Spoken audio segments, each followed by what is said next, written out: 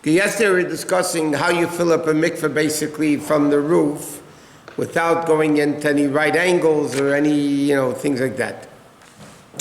What happens though if you live in a city where you don't have rain? Like in California, there's no rain during the summer.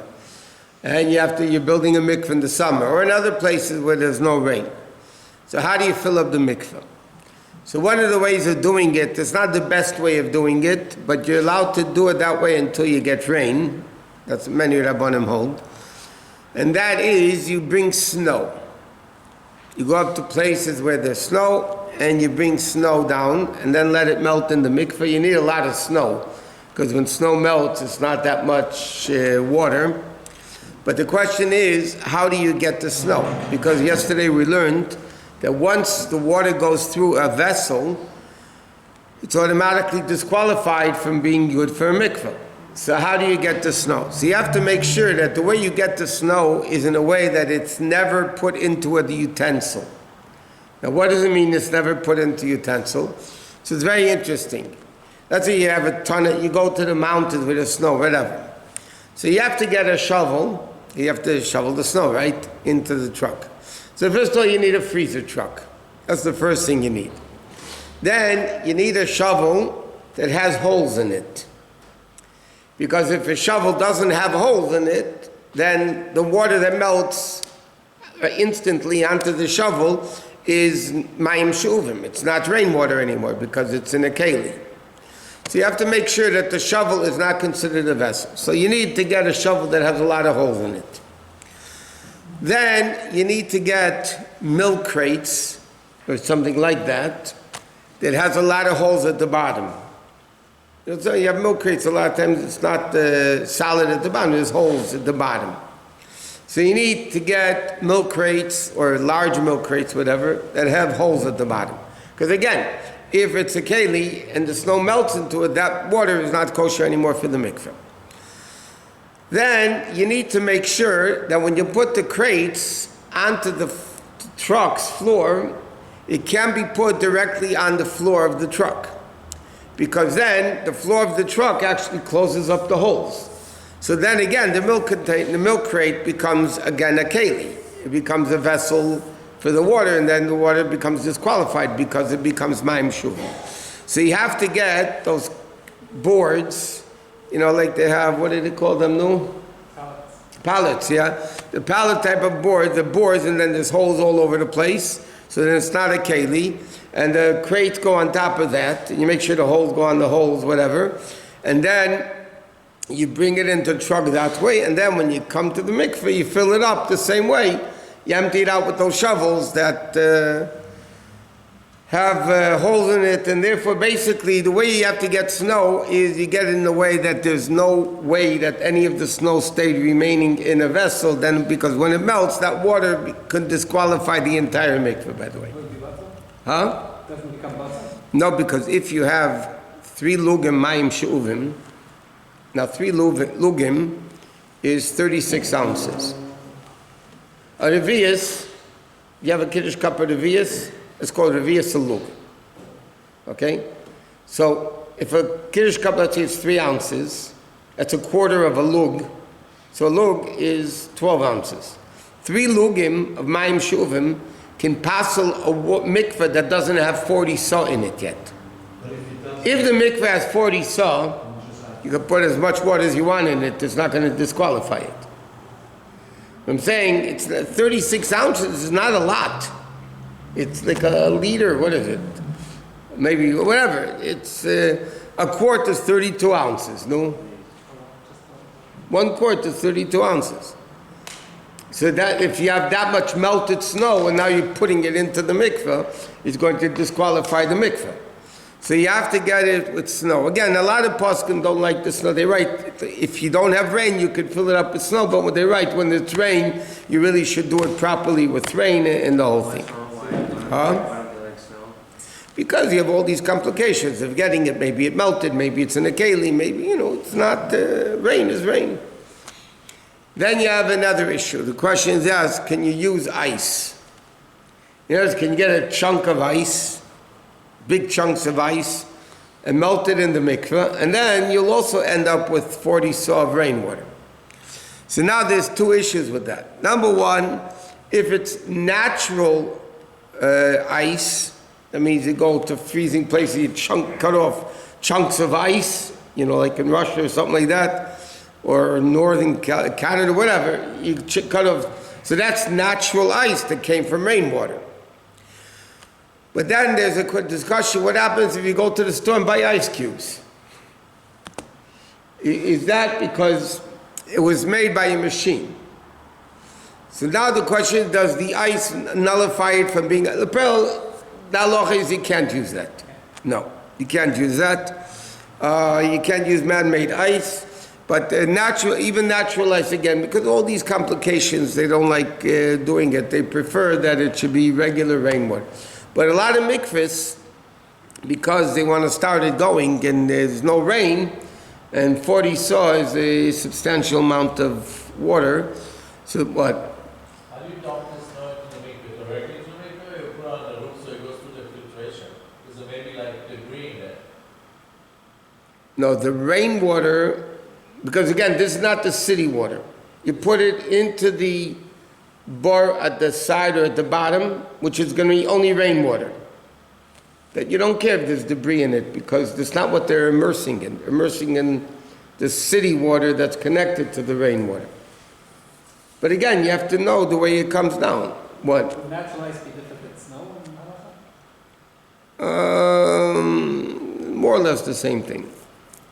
But where you're going to, natural ice is, no, that's not practical that you're going to get it. So that's the different options of filling up a mikveh. Even that, they'll probably put it first through, like we said yesterday, gimush tvachim agabe karka, 3 tvachim on the land and on the ground. Snow? Huh? They probably do that also, because, again, it's another chumrah. Huh? Snow melts very easily.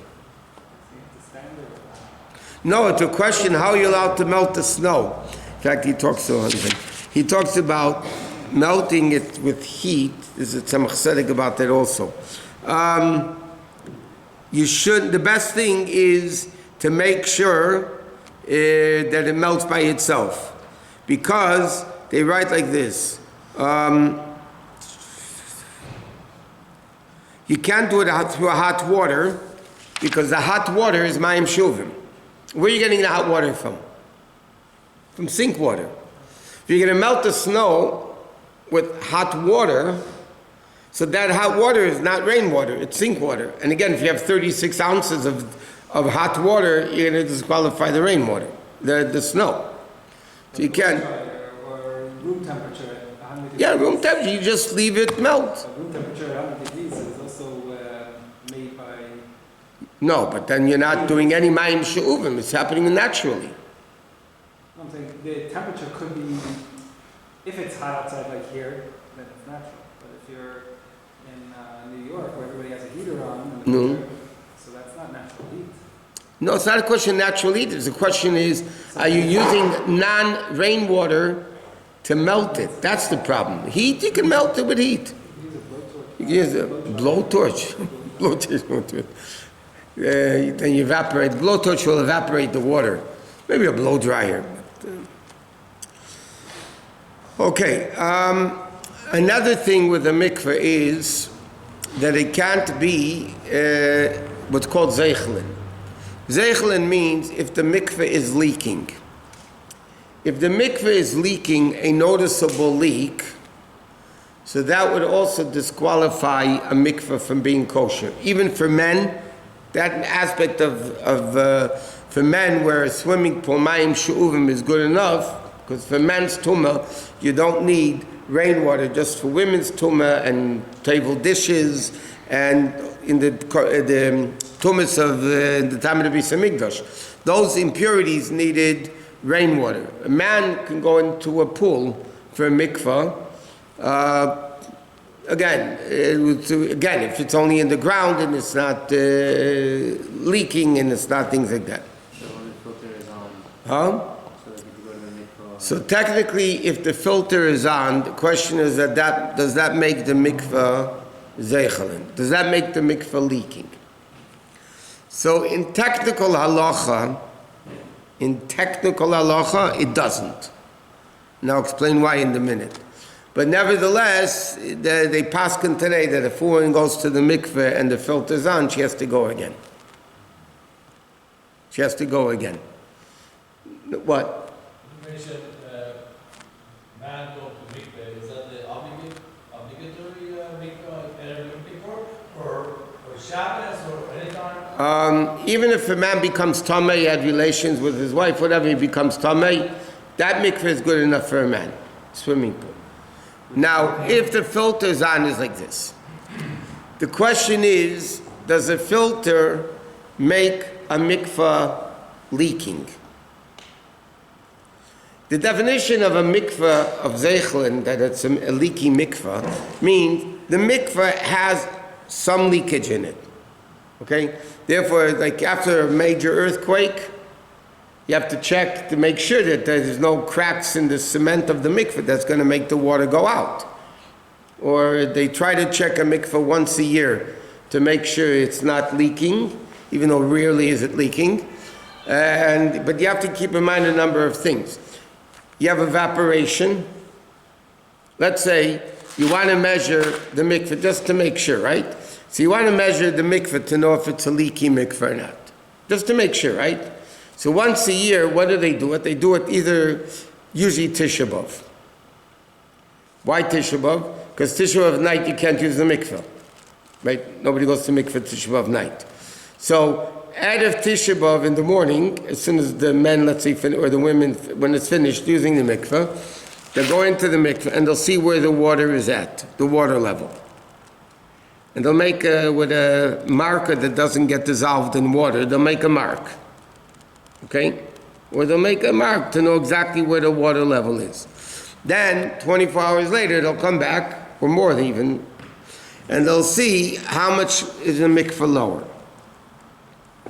Okay? Now, the issue over here is like this. You have to keep in mind there might be evaporation, which there is. If a mikveh is warm, there's evaporation. Then if you have a filter that's working, a lot of times water gets lost in the filter. It spritzes, it gets, whatever. So you have to make sure that that's not happening either.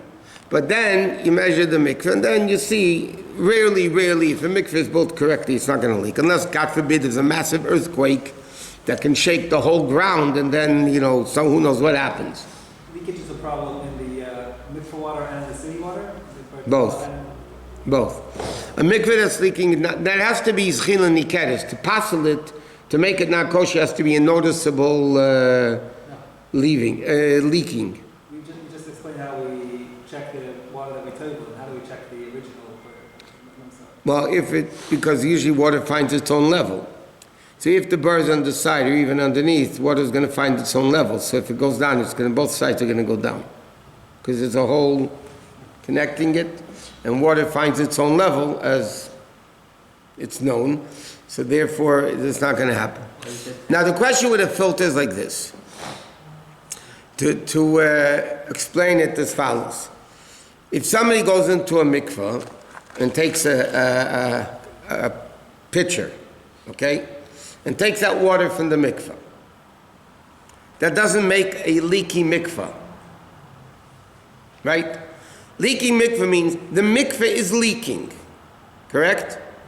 Now what happens if I take a pitcher and take out a pitcher full of water? It's not called leaking mikvah. The mikvah is not leaking. I'm taking out water. Yes? Now, picture 20 people do it at the same time.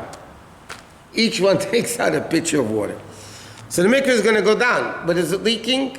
The mikvah is not leaking. It's not a leaky mikvah. You are taking out water. So now the question is, when a filter works and the water is going out, so let's say the filter is working, correct? And not a filter like we said yesterday inside the mikveh, it's outside the mikveh. So the filter pipe, which was at the bottom of the mikveh, pulls out the water, okay, and brings it back in, right? So first of all, it's not a noticeable leakage because whatever goes out is coming back in. But even more than that, it's not that the mikveh is leaking. You are taking out water from the mikveh. It's not the pshat that the mikveh itself is leaking, right? When the Ungarische Rabbonim came out against filters in the mikveh. They came out very much against it. The Rebbe pushed that they should write why it's good. Not all Lubavitch Rabban try to make use filters either, by the way. But I'm saying, if you have a big mikveh and you don't have, How do they maintain the filters? First of all, a lot of places they change the water often. And depending also how many people use the mikveh. If the filter's off, then what would be a problem?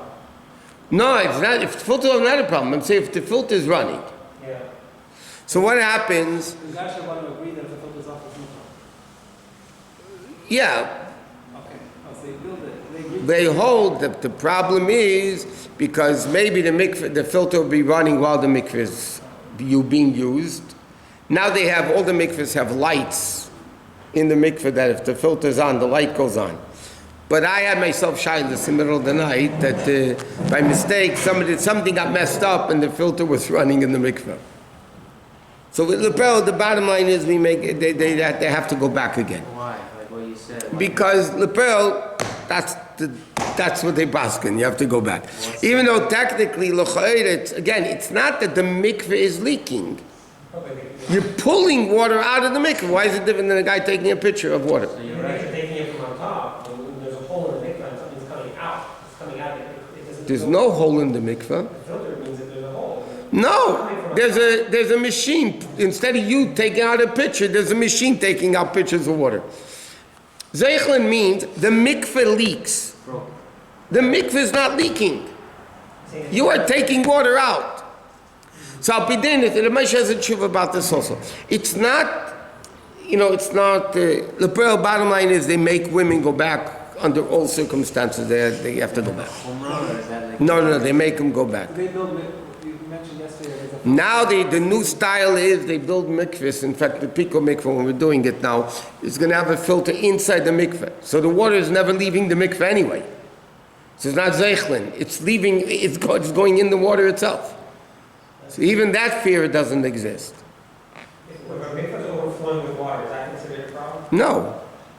Or there's a din, the Shach says in mikvahs, that if there's chilai de adam, what happens? A big guy travels in the mikvah, and he goes, sometimes the water spritzes all over the place. So it said the Shach writes, it's not this chilai de adam, it's not chila. Because again, it's not the mikvah. Okay, machashin is a mess. Okay, yesterday we were learning about the mikvah, things that disqualify a mikvah, things that qualify a mikvah. So we're learning how to get the rainwater. It can't go through a keli. If it goes through a keli, then it becomes what's called mayim she'uvim, drawn water, which would invalidate the mikvah many times if the mikvah is not full yet, and so on and so forth. Okay, so now we were discussing the other day that there's something called hashaka. Hashaka means when the two mikvahs, so to speak, kiss each other. Now you have one rainwater, and then you have one sink water that everybody immerses in. That's called the bird hatfila. Tefillah is where you immerse the tefillah. And then you have the bird of make shamim, the rainwater. So normally you don't tevel in the rainwater. Well, not actually, but halachically, because the two waters touch each other, so then it becomes like rainwater. That's in addition to the other details we discussed. It goes 3 tvachim on the ground, and then it goes through the side, and it goes on into the other mikvah. So you have what's called zriya, you have hashaka, you have hamshacha gemot tvachim agabe karka. Now the Rebbe Rashab, when he was instituted the mikvahs, he wanted that the bird of rainwater should not be on the side of the mikvah water, of the tevilah water. It should be underneath it. In other words, it's called bird al gabi bird. That's why you always hear by Chabad mikvahs the expression bird al gabi bird, not bird min hatzad. What the Rebbe Rashab wanted, that all the way at the bottom, where should the rainwater be? So normally you have the bar hatfila where you table. Next to it you have the bar of the make shomer, of the rainwater. And they touch, so that's what the hashaka. The hashaka, that's what makes it rainwater. But the Rebbe Rashab wanted that the water underneath should be where the rainwater is. Not side by side, but the rainwater would be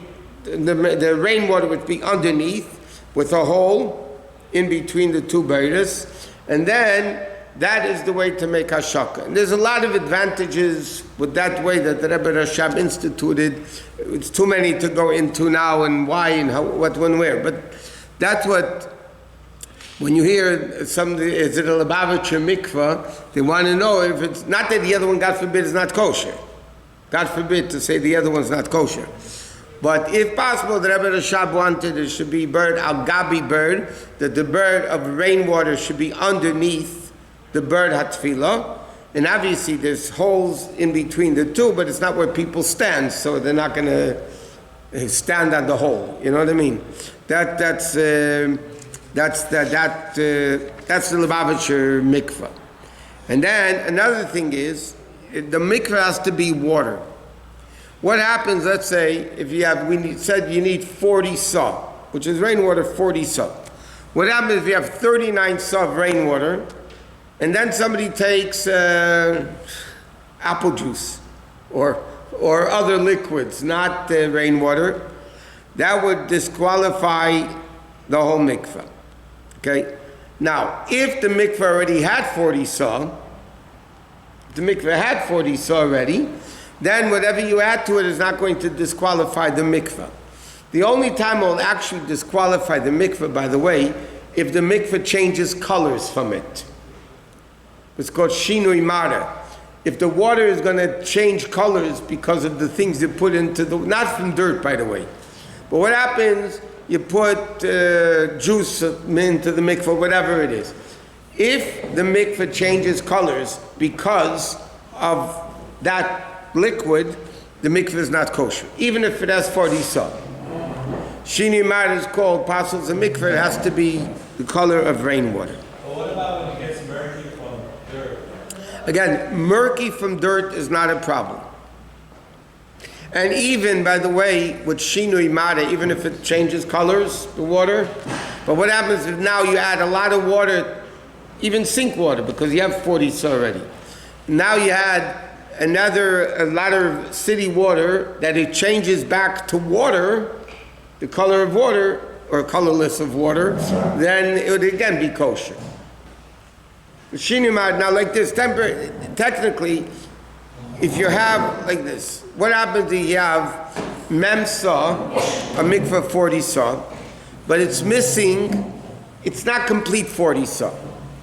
And then into this mikvah falls Gimel Lugamayim Shuvim, like we said yesterday, 36 ounces of city water, it would completely disqualify the mikvah.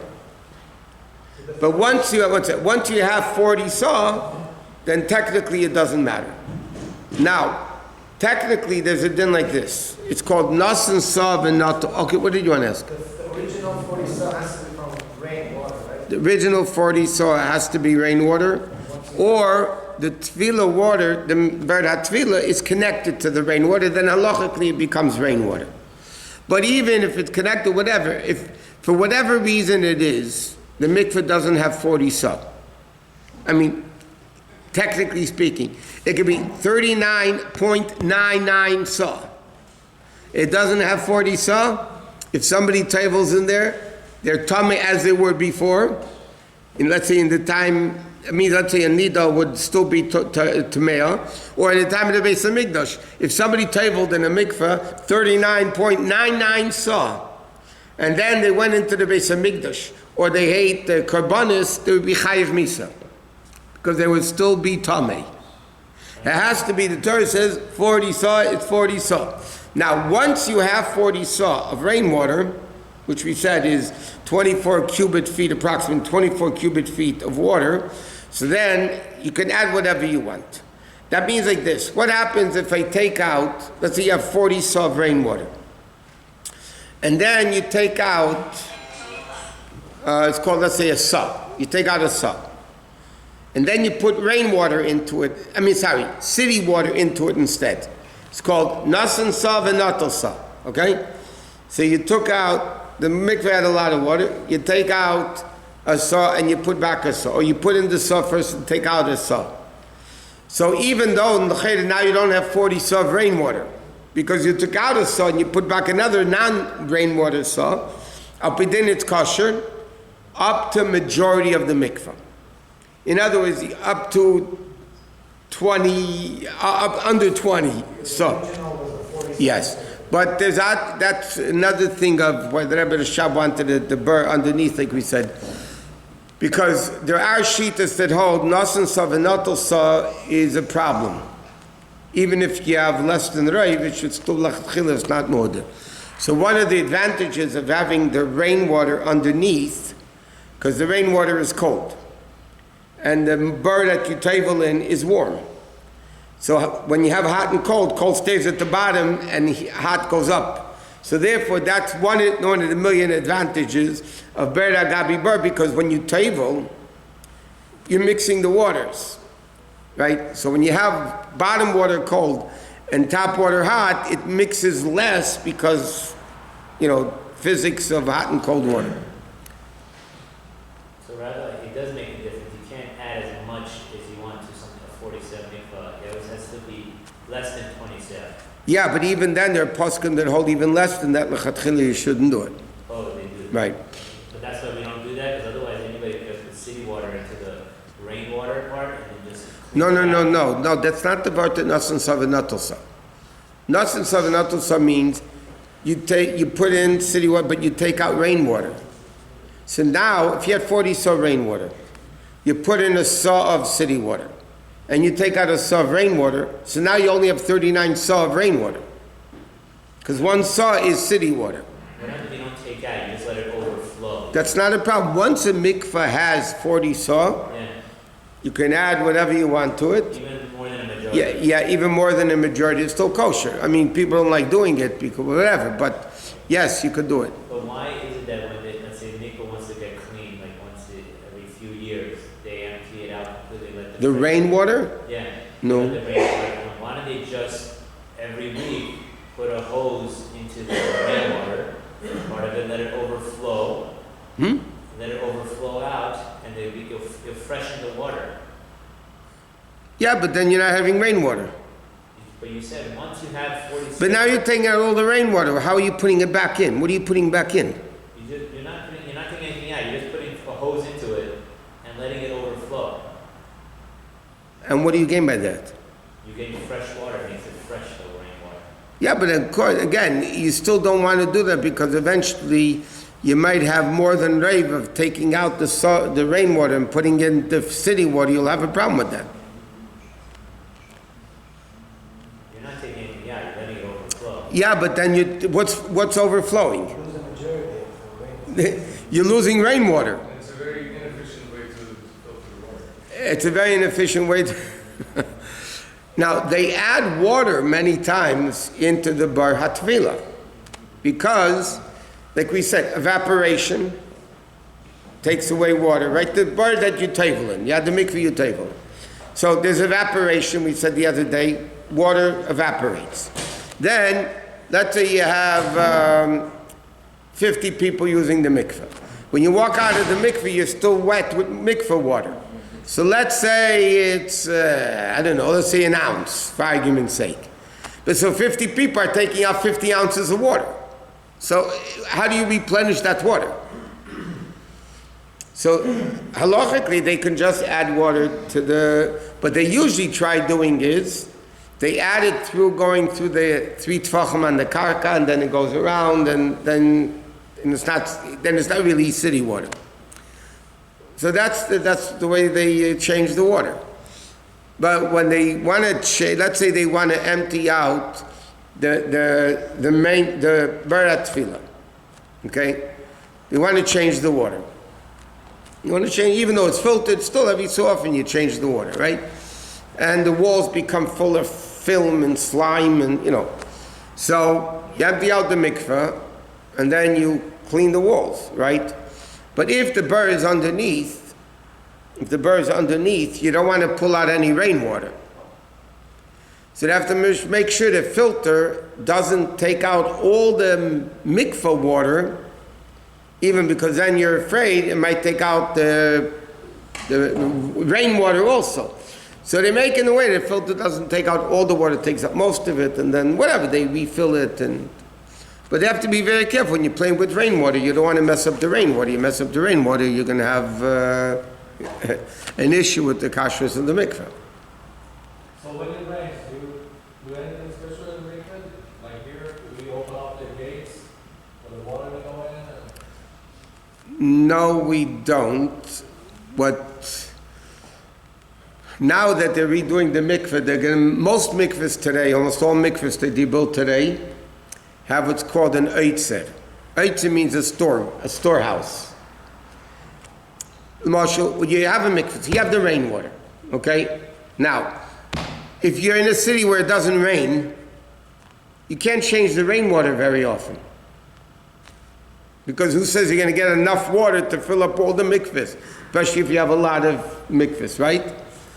So what do mikvahs do now? We're doing it now in Peak also. They build on the side, halachically built, a thing that holds rainwater. But it's a container. No, it's in the ground. It's connected to the ground. It's not a keli. It's an eitzer that's in the ground, like the mikveh. It holds rainwater. Okay? And then once that eitzer is full of rainwater, you have enough water, okay? That can collect through rains for the year or for a few years. Then you empty out the rainwater, and then you have right away the ability to refill it with rainwater. You have already in store, ready to go, you have rainwater. And that's, see, in a place like, give you an example, New York, or those places where it rains a lot, you don't really need to have an eitzer because it rains so much, heavy rains, so you can fill up a mikveh pretty easily. But in those places where it doesn't rain, like Arizona, California, those places, Vegas, so they have to do it in a way that now they're doing it more and more. They built an eitzer on the side with rainwater, kosher mamish, like a mikvah, just rainwater, and then when they need to, they change the water. Or if you have, let's say, on Robertson, you have a kalim mikvah. Yeah? That kalim mikvah is plain rainwater. That's why it's not so clean. If you can't filter it, because once you filter it, then it's not rainwater anymore. Then it becomes regular city water. It goes through the keli. So then, they have rainwater there, enough rainwater, and then so when you go home, you wash your dishes. What? For water that sits like that for some time, rainwater,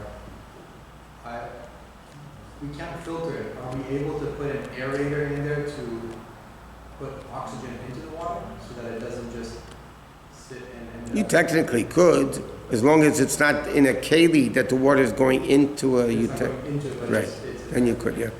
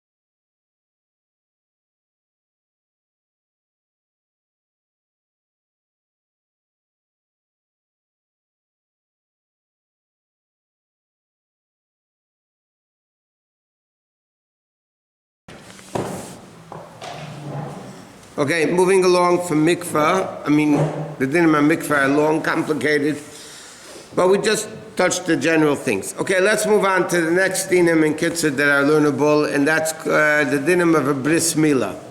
Everybody knows there's a bris milah. There's a lot of customs connected to bris milah. Some people know the reasons, some people don't know the reasons. But when a baby is born, the neshama comes out into the world, it's a very big simcha. So Hashem commanded that on the 8th day, Vayem Hashmini Imol B'Sar Losi, that on the 8th day you have to do a bris. But it's interesting what happened, but if you notice, the Torah says like this. The mother is Tomea, the mother is impure, and then on the 8th day you make a bris. So therefore the Gemara discusses what happens if somebody is what's called, the baby is called Yetzer Deifen. Yetzer Deifen means it comes out of the wall, which is called cesarean, by the way, in modern language. By the way, it's interesting, why is it called cesarean? And one said because Caesar was born as a cesarean birth. So therefore it's called cesarean birth. So over there in the Gemara there's an argument if it also has to be done on the 8th day or not, because if it's not a vaginal delivery, so the woman doesn't necessarily become tmeya as far as nida goes, so maybe the din of Bayem Hashmini Yimol B'Sar Losi doesn't exist. So the halacha is that even a birth that's cesarean, if a baby's healthy, you have to make the bris on the 8th day. Except if the bris is Shabbos or Yom Tov. If the 8th day falls out on Shabbos and Yom Tov, then a cesarean bris is not allowed to be done on Shabbos. Why not? Because the fact that there's an argument in the Gemara, because the bris is definitely desecration of Shabbos. So if the bris is on the 8th day, the Torah says, Bayem Hashmini Yimol B'Sar Losi. You have to do a bris on the 8th day even if it's Shabbos. But because by cesarean there's an argument in halacha if you do it on the 8th day or not, so therefore you don't desecrate Shabbos because of that. So technically you can have a cesarean baby's 100% healthy, everything, born on Shabbos, the bris is going to be Sunday, on the 9th day, not on the 8th day. So if a baby is, or another time it doesn't push off, if a bris for whatever reason was pushed off, bris was nitcha, the baby wasn't up to it, wasn't healthy, whatever. So then also a pushed off bris is also never allowed to be done on Shabbos or Yom Tov. The only bris that you're allowed to do on Shabbos is a baby born on a Shabbos, natural delivery, is healthy, and then the bris is allowed to be the next Shabbos. But otherwise you don't do a bris on Shabbos or Yom Tov. What? So Ben Avayim also they don't do it. What? Ben Avayim? No, so therefore, what happens if a baby is born Friday? Because again, a pushed off bris is never allowed to be done Shabbos. So what happens, a baby, let's say sundown is 6 o'clock, and let's say nightfall is 6:30. And a baby is born, which by the way, halachically, the definition of birth of a baby is when the head comes out. Not when the whole body necessarily comes out. The definition of birth, according to Torah, is when the head comes out. As soon as the head comes out, that's when the baby is born. And people have to really be careful with this, because sometimes in the hospitals, first of all, the clocks might not be exactly right. It could be off 5 minutes sometimes. And a lot of times, when the baby's head comes out, and then the nurses wait for the baby to come out completely, and then they clean up the baby a little bit, they clean out the breathing. Then they look at the clock and they say, it was born at 6 o'clock. It doesn't necessarily mean it was born at 6 o'clock. It could be it was born 10 to 6. 5 to 6. And when it comes to Shabbos, or for that matter, anytime it comes to Shkia, you have to be very careful. So let's discuss like this. What happens, one second, what happens if sundown is 6 o'clock? Nightfall is 6:30. So between sundown and nightfall is, let's say, a half an hour, is called Bein HaShmoshes, twilight. It's a doubt if it's day, is it night, we don't know. So therefore, if a baby was born, let's say Monday, 5:59, the bris is going to be the following Monday. If the baby's healthy. If the baby was born 6:31, then for sure the bris is Tuesday. What happens now if the baby is born 6:15? So it's between Monday and Tuesday. So the din is, you can't do the bris Monday early because the bris before the 8th day is no good. So you're going to do it, maybe 6:15 halachically is Tuesday. So then you can't do it Monday. So then you have to do the bris Tuesday, okay, which is understood. But the interesting point is, what happens if a kid was born Friday night 6:15? So you can't do the bris Friday because maybe it's already night and the bris has to be Shabbos. You can't do the bris Shabbos because maybe it's Friday. And if it's Friday, that's a pushed off bris, then you can't do the bris on Shabbos. So if a kid was born Friday 6:15, let's say, if Shkia is 6 and nightfall 6:30, the bris has to be Sunday. Because you can't do it out of doubt. You can't do it on Friday, you can't do it on Shabbos. So when do you do the bris? You do the bris on Sunday. What? Why can't you do it also at the same time on Friday? Bein Hashmashis. It's interesting, because Bein Hashmashis of one day, halachically cannot necessarily be the Bein Hashmashis of the second day. In other words, like this. There's one second. There's an argument in halacha, what is Bein Hashmashis? Is it Safek Yom Safek Laila? Right? Or is it B'riya B'fnei Atzma? So maybe the sheet is like this, maybe the sheet is like this. So you can't even do the bris Bein Hashmashis. You forget Shabbos. Even during the week, you can't do the bris Bein. The last case, so they do it on Friday or Saturday? The last case that you said. The kid was born Friday 6:15? No, Sunday. Or Sunday. You can't do it Friday because maybe it's Shabbos. You can't do it Shabbos because maybe it's Friday. So then the bris is Sunday, whenever. What? Why is it that the carrots stuck at his hand? The nurse said that you were first. And Rambam actually quotes it, and Rambam asks that if the hand comes out first, he's first. Only as far as Bechor, not as far as birth of Shabbos and bris and days like that. So it's not considered birth, but he is considered the first one. Before Matan Torah is also different. But anyway, definitely not as far as bris goes. And now, what happens if a kid is born, let's say, Bein Hashmashis? So when do they have a birthday? So the truth is they celebrate both birthdays. But you have to go l'chumra. You have to go stricter both ways.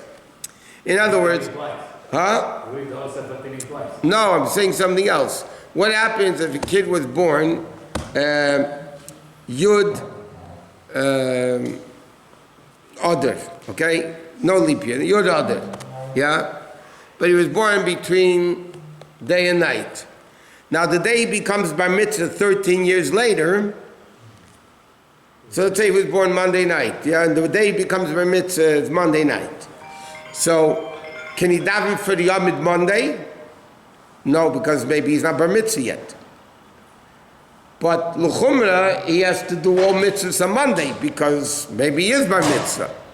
In other words, you have to go l'chumra both ways. But generally speaking, the minhag is that he keeps 2 birthdays. But it's not always Bein Hashmashis, by the way. People think it's Bein Hashmashis, but sometimes Al Pidin it's still day or it's still night, whatever. You have to ask a shayla. But the important thing is when the head comes out, because when the head comes out, that's when the baby is born. The head comes out, what, up to neck or? Yeah, the whole What head. happens if the baby head comes out and then goes back in? When that happens, you'll ask the shayla. What? Someone is born on their shame. Yeah. They celebrate 2 others. If somebody is born Adar Sheni, And in the year that we have 2 others, like this year, then they only celebrate Adar Sheni. If they're born Adar Rishon, they only celebrate Adar Rishon. If they were born in a regular year, then a leap year, the primary birthday is the first one.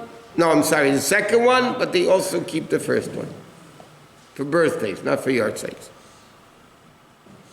Okay, but anyway, that's not have to do with... It's like a whole month of work if he's born on Shabbat, then this year, every year. No, halachically then, no. Halachically, the bar mitzvah is Adar Sheni. Yeah. But as far as, no, but as far as celebration of a birthday. You don't say the chumrah to keep on. No. It's another thing also, there's another interesting thing. There are stories that the Gadim converts asked the Rebbe one day celebrate their birthday. Yeah, so the Rebbe told them, Their answers from the Rebbe that the day you converted. Okay? The day you convert is your birthday. But again, that doesn't mean only that birthday. Because the bottom line is, because a garish and his guy could cut in Shanela dummy, a gar that converts is like a newborn baby. Does that mean he has to wait 13 years to become bar mitzvah? No. So obviously his biological years matter. If a 14-year-old kid converts, let's say, right? So he's bar mitzvah, he has to keep mitzvahs right away. When you say, no, he's just a newborn baby. So you can't say the biological years don't mean anything. What it means is, the celebration of a birthday, I don't think the Rebbe also only meant only the day. I think it means in addition to the biological birthday, the main celebration of, the customs of a birthday, aliyah and all that, should be the day they converted. That's when the neshama comes in. You have to go to the secular office and change the... No, you don't have to. Okay, okay, so that's the concept of a bris milah on the 8th day. Now, one of the reasons, obviously it's a chayk, but one of the reasons why the Torah says that a bris milah should be on the 8th day, there's a number of reasons. Number one is that by an animal, the Torah says that you can't bring an animal as a korban, only miyeh mashmin of a hola yerotze lekorban ishal Hashem. The pasuk says only after 8 days can an animal be brought as a korban. An animal that's born cannot be brought as a korban. So you say the same thing, a bris is like a korban, the person's bound, with Hashem. So therefore you can't have a bris before the 8th day. Another thing it says, that the reason why you have a bris on the 8th day, because they want a Shabbos, in order to prepare, we'll discuss more details, because it has to be a Shabbos before the bris milah. That's another reason. A third reason, Chassidus says, that why is a bris done on the 8th day? Because 8 represents the supernatural, 7 represents time, and this is higher than time. A bris milah is the connection between the Jew and Hashem. So therefore it's higher than 7, so you do a bris on the 8th day. What? What was the second reason? Yeah, It should be a Shabbos before the bris. There should be a Shabbos. A Shabbos before the bris. I mean, if a baby's born on Shabbos, you have two Shabbos, but that's not always the case. Yeah, it also said, okay, so that's that. But what else is there before we go? Okay, now, the Shabbos after the baby is born, not the Shabbos before the bris. The Shabbos after the baby is born, there's a custom, and the Gemara talks about it. The Gemara calls it a different name, but there's something called a Shalom Zachar. Shalom Zachar is you go to the house, usually that the baby doesn't have to be there. The baby can even still be in the hospital if they gave birth right before Shabbos. So then you go and you gather together and you fabring a little bit, and there's a custom that you eat chickpeas, with beer. So why do you eat chickpeas? There's 2 reasons. Okay, so first let's understand the reason of Shalom Zachar. It's getting late. The reason of Shalom Zachar is, one of the reasons, because the baby in utero learned the whole Torah. And now, when the baby is born, they give it a whack under the nose, and now he forgets all the Torah, and I tell him, now go learn it yourself. So that's one of the reasons, because it's velus. So you're coming to comfort the baby over its loss of forgetting all the Torah that it learned. Based on that, that's one of the reasons why people eat chickpeas, like people eat in a mourner's house, lentils or eggs, because they're round, because, galgal, in halacha it says the expression, an oval has no mouth, these things also don't have any mouth because they're round. But there's a lot of other reasons about... Yeah, another reason, as Rabbi Mendel will tell you, that Bob, it's called Bob. So Bob stands for Baruch Ata B'Vayecha. You told the baby, Baruch Ata B'Vayecha. Another reason why you drink beer could be because it says Baruch Ata Basada, Baruch Ata beer. Borchata beer, borchata basoda. That's the source of beer and soda, the Shalom Zachar. Machin is, that's not real, by the way. Machin is a